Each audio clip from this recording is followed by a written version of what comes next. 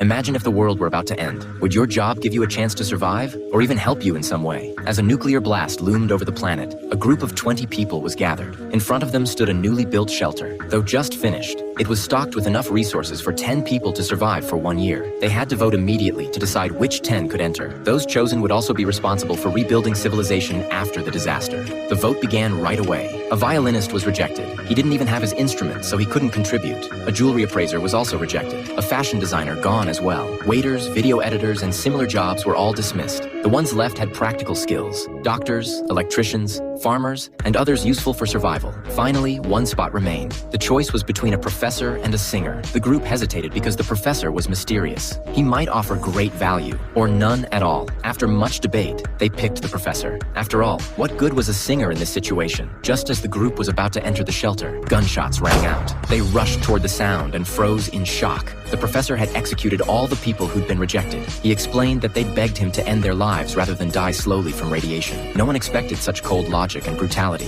Fear spread quickly through the group. Jenny whispered to her boyfriend Jack that if the professor joined them, they might end up like the others. Jack took the chance to shut the professor out. He closed the heavy door before the professor could get inside. The professor was left outside to fend for himself. The remaining 9 entered the shelter and began their year of survival. The facility was well equipped, with a library, a gym, and even a bathhouse. Life was surprisingly comfortable. One night, Jenny thought of the professor. She opened the inner door and saw him lying outside. His skin was rotting from radiation burns. Then he held up a note. It read, "I'm the only one who knows the escape code." Jenny panicked and called the others, but no one believed him. They argued that opening the door would only let the radiation in, so they left the professor to his fate. The year dragged on, boring and uneventful. When the group finally tried to leave, they discovered the professor had been telling the truth. The door required a code. They tried everything, smashing it with iron bars, shooting it with rifles, hammering at the ground. Nothing worked. When their food ran out, desperation set in. They even ate the pet turtle. Soon, one of them collapsed from hunger. His body didn't go to waste. It became someone's meal. As oxygen slowly dwindled, one by one, they all died inside the bunker.